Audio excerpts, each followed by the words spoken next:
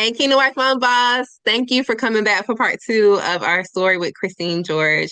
The last session that we had was so good. Girl, we hadn't even gotten to like the complete details of the book and we was already 50 minutes in. I was like, oh, okay, this definitely needs to be a part two because I was enjoying the conversation and I hope you were too. Her story is so empowering and she's such a mighty woman of God that she it's just giving nuggets and giving tools and tips to help Keen Wife My Bosses heal and come out of situations that they've dealt with. And so the last time we talked, we were talking about her father and her stepfather and the importance of a man in a young woman's life. And so her father, if you haven't read her book yet, her father had multiple kids, and she states in her book that she just wanted a sister. And her sister, if it's okay with me asking, how did your sister pass away? Well, when she was a little girl, she got her hands on some potash. Back in the day, I don't know what they actually used it for. I think sometimes they used it to clean stuff off, and she drunk it. And when she drunk it, it burned her esophagus, and they had to put a trachea in her throat. And just through time, she died at 17 due to complications. Oh my gosh, that's horrible. I hate to hear that. Hmm. So in your book, you were talking about how you just wanted a sister, but your sister passed away. But your father had a lot of other kids outside of the marriage. And do you know how many kids that is? Three girls, as far as I know. As far as you know, three girls. But in the book, you again being very transparent. In the book, you also said you didn't really want anything to do with these girls Well, no, because well, not all of them.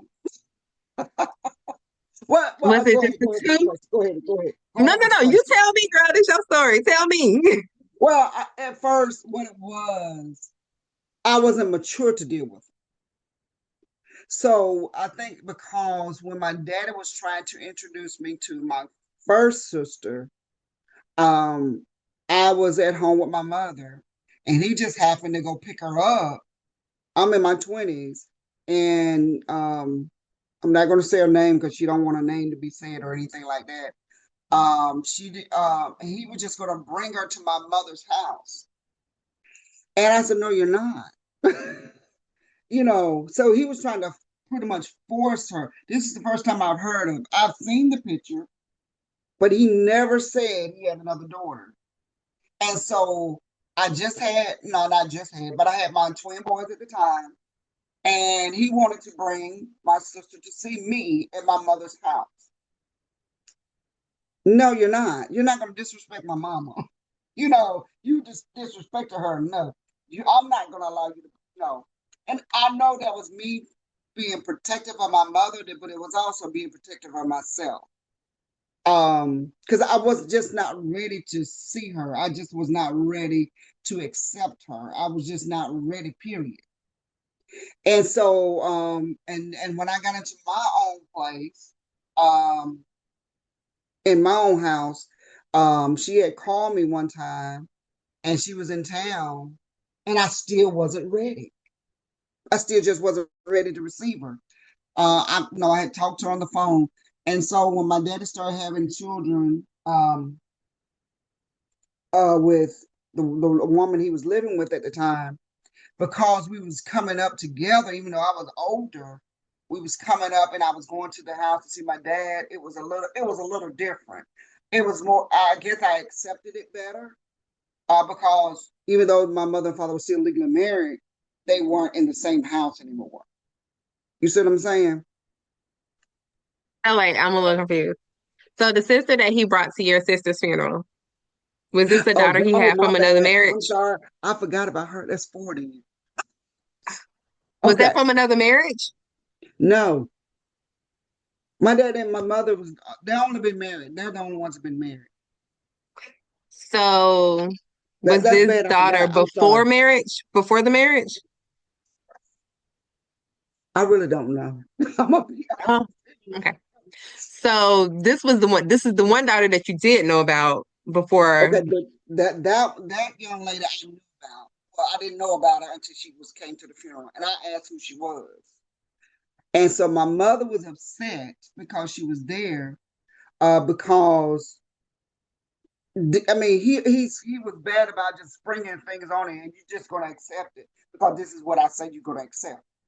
He was really bad about doing that, and being that it was my biological sister's funeral, it was just hard for my mother to like accept it and just roll with it. She rolled with it, but she was still mad. And I was upset because my mother was upset. Now, the one young lady I was talking about before, that was someone else. That was the second one. And I'm sorry, I said the first one, but that was the second one. And so, but yeah, the one that came to the funeral, it was just a shock. I was like, who is this girl? But this is the same one that's supposed to be your sister. That's why I said supposed to be sister. You know how you had family reunions and stuff like that, and they said that's supposed to be your sister over there. You know how cousins are and stuff. Everybody know except the one that should be knowing. My daddy never said it to us. He never told us that she was. He never did. But do I believe she is? Yes, because she looks just like my grandmother. But he never. So have you made amends? Not really amends, because really there was no beef there. It was just that you would No, just yeah, didn't we're know and you fine. wasn't We're comfortable. fine. She's yeah. Well, all of them? Well, the only one, the one that we never got together because it was like my daddy was trying to force on. And when I was ready, she wasn't. She didn't want to do it anymore. So all the rest of us is fine. Um, I mean, it's not like we breaking bread all the time or anything like that. But we are very cordial toward each other. Like I said, my other sister in Troy, she's the one oversee over my daddy. She called me and let me know if something going on, stuff like that. We have each other's number. We can communicate and stuff like that. But one of them is deceased. But we were fine. We're fine. But could it be better? I just think that because the way it was brought to us, we don't know how to feel. You see what I'm saying? We really don't know because it's been such a long wait to get there. Um, it just was awkward, always awkward. I'm just being, it was just always awkward. We didn't really know what to say to each other, even though we acknowledge, hey, that's my social, that's my, whatever. We still do that. Because I got one in Troy and one in Montgomery right now, and the other one somewhere in Georgia. Um, but it was just always awkward. Even the my niece and nephew, it was kind of awkward. One of them came to me and asked me, "Are you my auntie?" And one just always called me auntie, and I just never changed it, never said anything different. And I've always wanted to sit down and talk, but I didn't want to bring up any feelings. And I think it was also for me, I didn't want to be rejected again. To be honest, because I was already dealing with a lot anyway. So, but as far as for me, I'm good with all of them. I don't have any issues toward any of them. Like I said, the one in Troy and the one in Montgomery, we're fine. We just don't see each other on a regular basis or call each other on a regular basis. But we know who we are to each other, and that's all that matters. I just hate it is not as great as it could be. So it is what it is. I've accepted it, they've accepted it, so we're fine though. I was curious about that because I was wondering, with them, obviously you're not shy with your story. So No, you told facts. You told your story. And so I was curious with them if they knew your story, like if they read the book. And in knowing your story, was it easier for them to accept the fact that you just weren't ready to have a relationship? And were they understanding of it? one of them, no, no. Actually, they was angry that I had them in the book. So that's why I said I'm not going to mention any names or anything like that, just to have for their respect, since I didn't get permission to talk about them, call their names or anything. So she's very angry with me, and rightfully so, because she felt rejected, and now I'm writing about it, and Even though I didn't use their last names or anything like that. So a lot of them don't even know, a lot of people don't even know who they are, no more than our family, mainly. So, but it was just one of them. I did talk to the third one. Yeah. Count them out, Lord help us. Yeah. And she said she had heard about the book. A lot of people had told her about the book and everything like that. She asked me, "Did I have an audio version?" I said, "No, it's not an audio version. You can get it on Kindle, or we have to get a hard copy." And I told her what I said in the book. I just told her, is my story of how we got together and how everything, was orchestrated as being siblings and stuff like that. Because we really didn't know how to receive each other a lot of times. But no, all of us are fine except for one. She's not good with me or with no other siblings. Well, I am glad to hear that some of y'all made up. Maybe well, not made up. I don't want to say that because there was no reason for y'all to make up. Y'all were introduced into a very bad situation. You just hadn't made the best out And of that's what it was. It was just a really bad situation. Awkward. I'm more receptive of the second and third one because I remember when they were born and so far, and so I remember all that stuff because I was a little older and I was able to go to my dad's house and the lady he was living with at the time, and I was able to see them and stuff like that. And that's one thing I loved about my mother. She never stopped us from seeing our daddy. She never talked bad about my daddy, and she had every right to do And so. baby, every single right. Do you hear me? But she never did. She said, "That's your daddy." That's all she would ever say. That is your daddy, and I will never keep you from your daddy. And she knew I was a daddy's girl. She knew I love my daddy. I don't care what she would have said, and even though she never said it, I saw it. Even though all the stuff I saw, I still was I was a daddy's girl. And so, and like you were saying earlier, that our first love before we really knew Christ is our fathers. And so they lay the foundation of how we to be treated by a man, how to be loved by a man, how to receive love, how to give love. And so if it's tainted at an early age, when we become adults, we're guarded women. We don't know how to let it in and we don't know how to let it out. Now you gotta say that again because we don't. We don't know how to receive it and we don't know how to give it. Exactly. And my Okay. husband and I, we had to have that conversation because I'm just like, I'm just like, you know, always guarded because I don't know what to expect from you. My idea of love has been tainted. My idea of how a man's supposed to treat me has been tainted. So, yeah, are you going to do me like my daddy did me? Are you going to leave me? Are you going to be in the street? You're going to, So your head is messed up. Even though your heart says, "I love this man, and I want to give him the world," but your mind be playing tricks on you. It's just like, oh no, I can't do this. But I really had to let my guard down because when we'll call it independent woman, we'll put that independent woman title to it. But it's really not. We're just guarding our heart. We're guarding ourselves from being hurt again by a man that we love. That's basically what it is.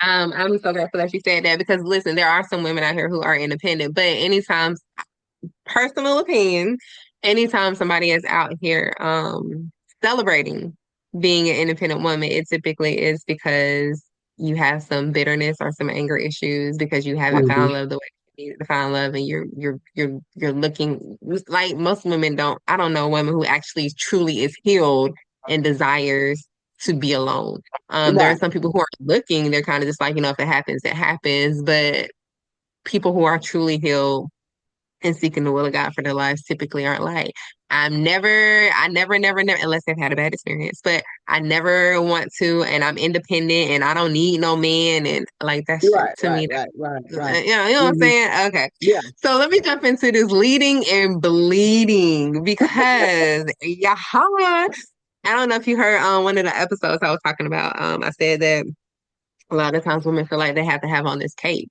like they have to be super women and that they can't show vulnerability, they can't show emotions. They got to show up in this amount of strength because that is what is expected of them.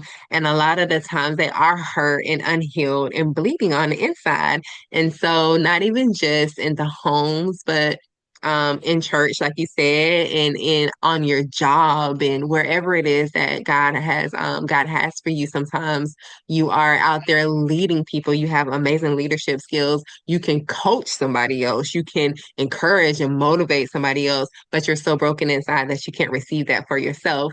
And in those moments, man, how important healing is so crazy. And so you also mention masking imperfections in that, where you're talking about putting on this mask of makeup so that nobody can see that you're bleeding on the inside, and everybody's kind of look at you and like, oh, look at this perfect woman, and look at how powerful she is, and look at all of this stuff about her, but they just don't know like the insides of you is like bleeding. And so you talk about a breakthrough point to where you was just like, I can't do this anymore, and I just want you to share that story with us.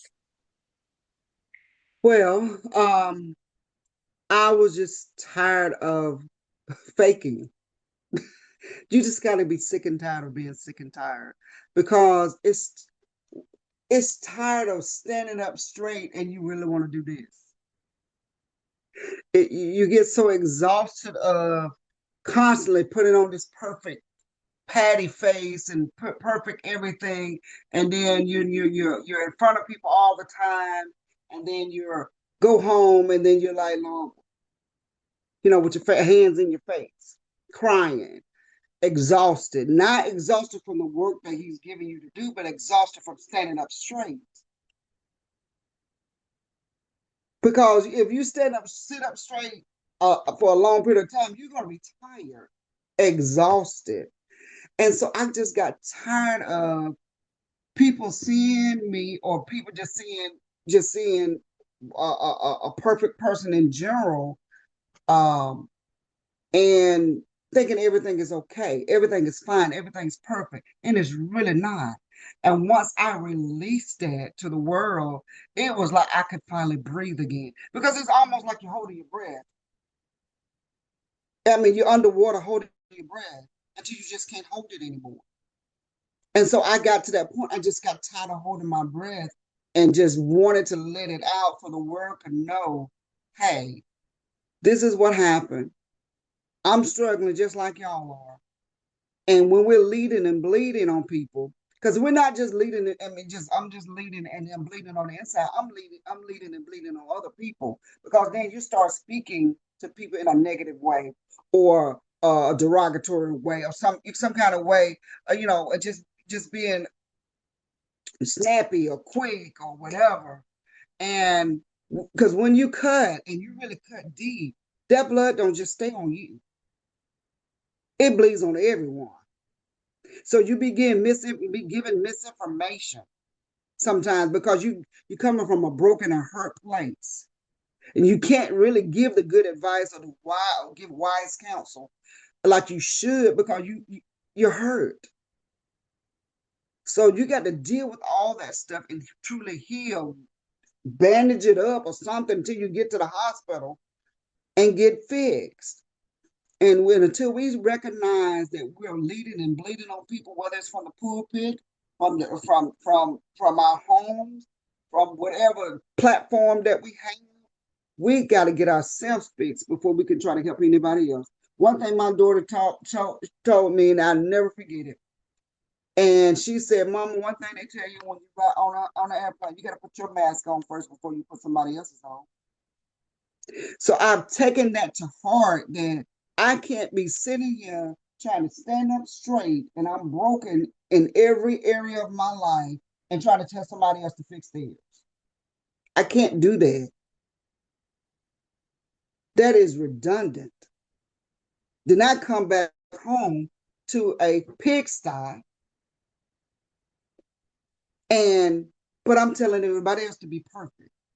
Then you come back home to your pigsty, going through all your mess, trying to figure out where you are and who you are, and yet it's still You're trying to stand up straight and hold your breath, hoping nobody see the real you, hoping nobody see the person that's leading and bleeding. You want to see the person leading, but you don't want to let them see the person that's bleeding.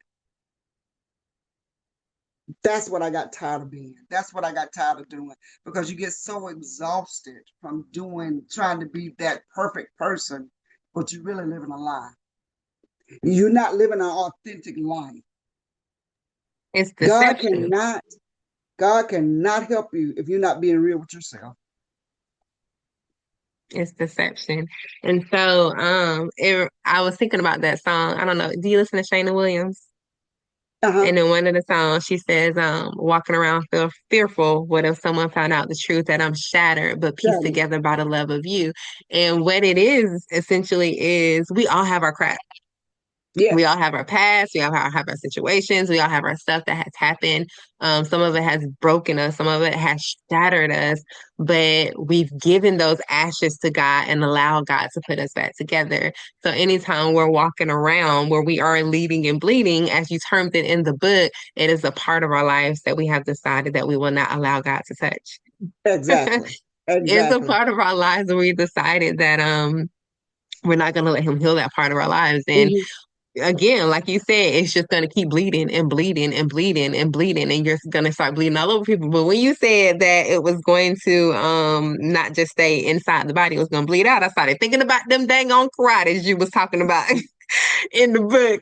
And you were saying unforgiveness essentially was blocking the flow of God, It does. like it was blocking the flow of God to be able to heal you. And it's just as much mental as it is spiritual. Because if you Hmm. don't think that you're deserving of the healing, if you don't think that you're deserving of Hmm. God's Hmm. grace, then it's just gonna stay blocked. Like the unforgiveness is gonna be there. It's a, No, I didn't deserve this. Nobody deserved this. But you know what? I trust God and I forgive. And so uh-huh. again, when you started, Jesus, girl, when you started talking about that uprooted tree, I said, "Hey, girl, when Girl. you was talking about the tree that was uprooted, and you said God spoke to you in the wind and said, 'Now I can see you.'" Hmm. That gave, baby, I felt Holy Spirit moving all over me in that one. When I say this book gave, baby, I was about to cry. I was about to shout. I was Praise in God. awe. I was like, Praise oh, God.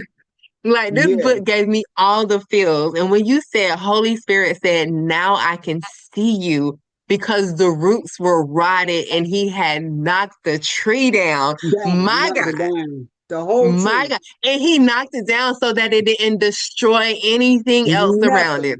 Nothing. He was Nothing. like, I'm killing the roots of this tree. This tree gotta die. It's going down, and I'm gonna perfectly place it right here so that it can be taken care of, but nothing else has to be destroyed. Nothing And else I destroyed. was just like, oh my God, how amazing is God that He desires this for us if we're willing to accept it. But when you said He said in the wind, now I can see you, I was like, oh, Yes. I mean, when I saw, and the crazy thing was when I was sitting in my family room and I'm sitting there, I was like, what is that noise? The wind was blowing a little bit, but it was not enough not knock anything down. And I'm sitting up there like, and I'm reading the word. I'm just like, okay. And then someone said, get up. And I was like, oh, okay. And when I looked in the front yard and saw this, when I say this tree is huge, but it looked beautiful, healthy, strong. I'm serious. There was preach the whole nothing sermon in on here, because my God, like you can use that for the negative or you can use that for a positive. for the Because positive. how hard do strongholds look like they got like a grip on you, and God was like, I will kill it at the root. I Putting killed it on at a the root. mask, how beautiful do some people look, but they're rotten on the inside. On the And I'm inside. go ahead. But yeah, when I saw that tree just laying there, and I'm like, and it was, I mean, this tree, if I really wish I got a picture, I'm gonna send it to you later. I got a picture of it. And this huge tree, and my husband is 6'4". And when he stood beside that tree, and I'm just like, you barely could see him because it's a huge, huge tree. and I didn't see any roots attached to the trunk. And when I looked at the big hole and it's everything just rotten, just nothing was connected to the tree. Nothing was connected to the tree. And I said, oh my God. And when I heard that in the spirit, now I can see you. Oh my Lord. Because see, that's what unforgiveness. When you forgive people, that's what God tells you. I can see you now. Because before you clog, you block. It's like a clogged artery. Can't nothing get in and can't nothing get out. And so when I saw that, I was like, oh my God. And it stretched all the way almost to my driveway where my car was parked in. And the leaves just touched the tire just a little bit. But it was stretched all the way across my yard. And it could have easily fallen forward and tore up my house, but it fell to the side. And see, that's what God does. He laid the tree down. Because that tree should have tore something up. It should have tore up the ground. That's how big the tree was. But he laid it down. That's why I meant gracefully broken. He lays it down. It's nothing torn up. It's gracefully. The tree was laid down gracefully. That's the only word I could give it right now. It was gracefully laid down. Just for me to see there was no more roots attached. There was no more anything that was holding me back, that Girl, connected me to any damage. It didn't connect me anymore. And I said, thank you, God. I'm sitting up there wondering, I'm just crying. I'm just like, my husband said, you okay? how amazing is I God? know. I mean, I got to Like, see that tree.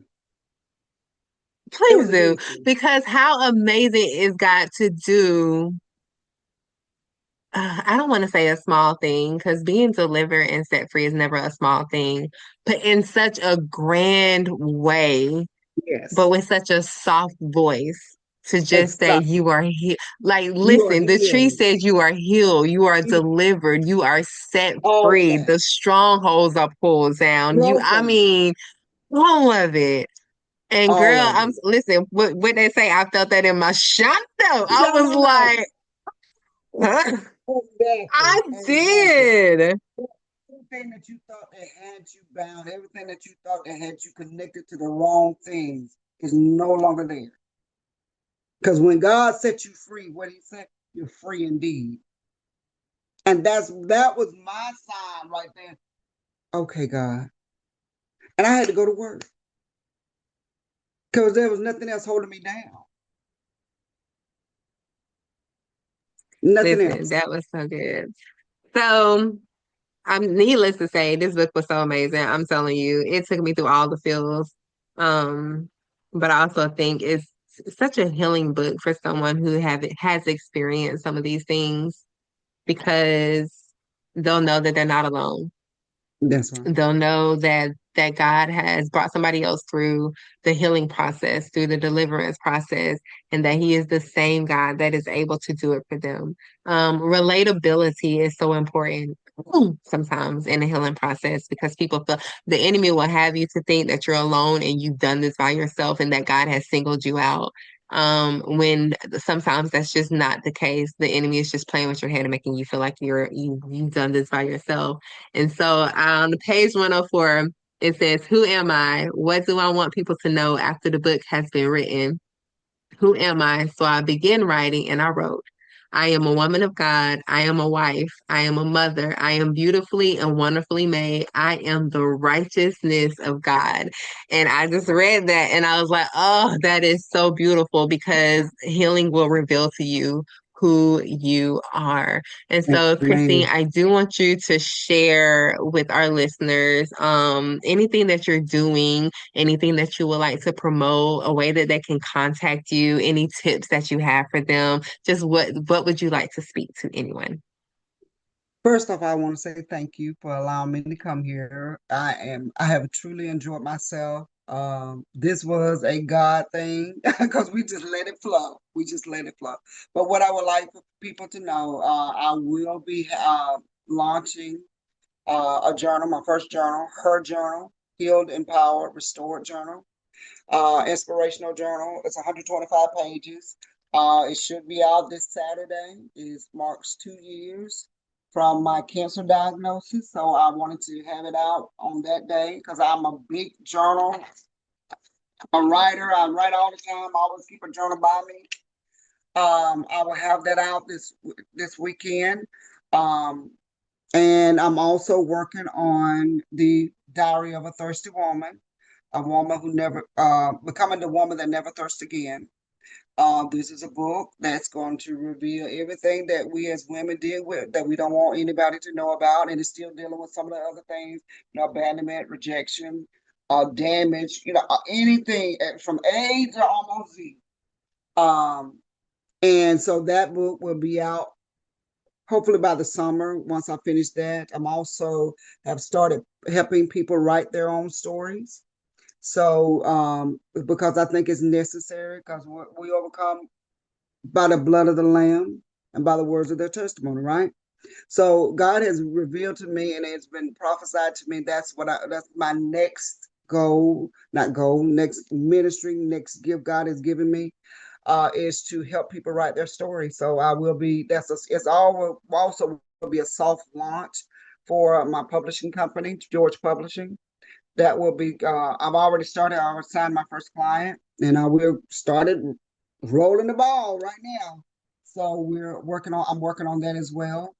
Um, I'm doing coaching sessions. I'm updating my website right now, and you can contact me on Christine lgeorge.com. That's my website.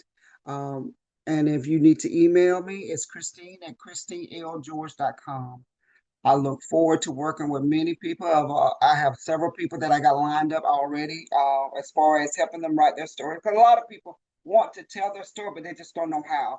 So God allowed me to. I published five. I got 4 books published, and they've been published by 4 different publishing companies. And through that process, I've decided to learn a lot of the process as well. Uh, and so He's allowed me to learn a lot. And so I want to help people write their stories as well. And it's a lot of great stories that are sitting in chairs, laying in the bed, just just dying. And so I want people to understand that it's time to soar, meaning that successful, obedient, authentic results. Seeking God first, being obedient to Him, being authentic with yourself. And if you do those 3 things, God will give you the results of your heart. He will give you the results as a woman of God, as a man of God, because if we're seeking God first, guess what? He's going to give us what we desire. So that's my goal right now, is to complete this book and to have it out to the world soon. So I'll let you know. I'll shoot it to you when I get it. And most definitely, I'm gonna send you a journal too. Yeah, please let me know. I want to promote it. Is your website where they can get all of your books too? Do you have any on Amazon or are Everything they is all on your? online, right? Yeah, ChristineLGeorge.com. You can get all my books on the online as well. And like I said, they're working on adding my store onto there as well. Um, so we're working doing some upgrading right now. Okay, nice. And congratulations on starting your publishing company. I think that is absolutely amazing. It is very, I feel like it's a very complex world of publishing. So I'm glad that you got that experience and God set that on your heart to do. That is absolutely amazing. Right. And thank you so much for joining us and for sharing your Yes. story. We had to turn it into 2 parts because I was like, we still need to talk about we still need to talk about all of these things and it was getting late and I just think that it was such a worthy story to go ahead and share into 2 parts. And so thank you again for your time You're and what you welcome. You're poured welcome. one. And thank you all so much for joining us. And we will catch you on the next episode of the Kingdom Work on Boss podcast. And I'll catch you later. Bye. Hey, Kingdom Wife Mom Boss. I just want to share with you a couple of things that we are doing in the Kingdom Wife Mom Boss community.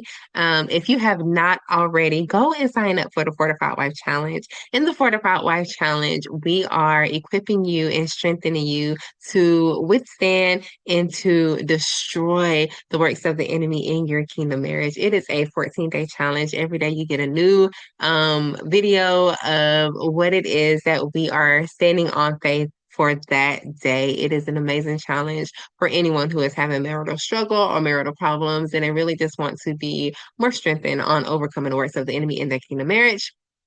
We also have the Thriving Wives community. This is a membership community where we are gathering wives so that we can pray together, intercede for one another, and just stand in solidarity and be unified in praying for our kingdom marriages to see them thrive in the promises and the plans that God has for them. You can find both of these things over at www.clemitradeshay.com. I hope to see you in the community and I hope to catch you in the challenge. Have a good one. Bye.